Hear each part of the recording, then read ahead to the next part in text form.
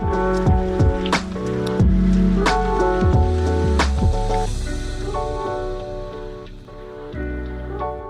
my name is Matthew Pfeiffer with mattpfeiffercoaching.com. Welcome to my YouTube channel. On this channel, I create videos and content about toxic, narcissistically abusive relationships.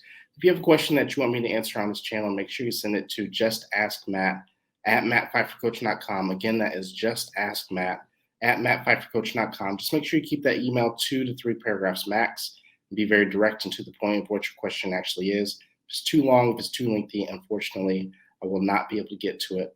Also, make sure you hit the subscribe notification and the bell notification so you're notified each and every time I upload a new video. I upload new videos on this channel 5 days a week, Monday through Friday.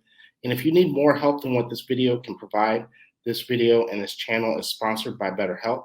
If you go down to the links in the description, you can connect with a BetterHelp therapist, with an online therapist through BetterHelp. Oftentimes it's more affordable and it is faster to get in, and you can have access to someone close to immediately. So with all that being said, let's get into today's episode. So today I have an email from a person whose 13-year-old decided to live with their narcissistic father. And this is something that's more common than what people realize. Oftentimes, children do, as they get older, decide that they don't want to do the 50-50 anymore or whatever the arrangements are, and they decide one parent to live with. And I know it's kind of scary, but the possibility is always there that they might decide to live with the narcissistic parent. And so that raises a lot of concerns for people. So let's answer this question for this person. Let's see if we can help some other people along the way as well. So this email reads, "Hey Matt, I lost contact with my 13-year-old daughter since she decided to live with her narcissistic father a few months ago. Since then, I have little to no contact with her. It really breaks my heart, and there is no effort from his side to establish contact between me and her. I could force her to come back since I have full custody, but I think that's not the right strategy." That's the exact right strategy. I'm going to get into that here in a second. So I look forward to your feedback. That's the exact right strategy. So I want to be very clear that this is someone who's in Germany. So I'm not familiar with Germany law, but assuming that Germany law is similar to here in the States when it comes to custody arrangements, it sounds like what is happening here is that this isn't a situation where the daughter went to the narcissistic parent's house and the narcissistic parent had dialogue with the person who's writing in, and they went to court and custody was decided to go to the narcissistic parent based on what the child wants. They just made a unilateral decision. And this is something that's very common because the narcissist oftentimes doesn't think that the rules apply to them, and they just make unilateral decisions. That is a big time no-no. And oftentimes, the person who struggles with codependency doesn't want the conflict. And this is where it becomes very concerning with people-pleasing and codependent behavior and avoiding conflict. You need to do the conflict.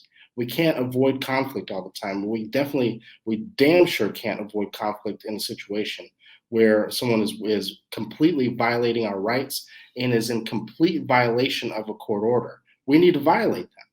And oftentimes people don't want to do this because they're afraid of making the person angry. They're afraid they're going to lose in court. Sometimes they're afraid because they know that they may have made some mistakes. You don't have to be the perfect parent, but you do need to fight for your children. And if you don't, then what happens is that not only do you leave the child at risk of being manipulated and brainwashed by the narcissist, but they also don't see you fighting. So yeah, you need to go to court. You need to fight this tooth and nail, because your rights as a parent and her rights as your daughter are being violated. And so not only do you need to fight this, not only do you need to take this back to court, but you need to do this as soon as you possibly can. For those of you who are in this type of situation, it is vital that you do this as quick as you possibly can. Oftentimes, I've worked with people who wait and they delay because they're trying to avoid conflict. Oftentimes, they fall victim to the narcissist's promise of bringing the child back. I'll bring him back next week. I'll bring him back 2 weeks. And then next thing you know, it's been 6 months. It's been a year, sometimes 2 years in some cases that I've worked. And what happens is that when you do eventually go back to court and the narcissist tries to say, well, this was just the arrangement we agreed to, the judge will look back over at you and they'll ask the question, if this is such a big deal, why didn't you come here 2 years ago? Why didn't you come here a year ago, 6 months ago, or whatever the case is?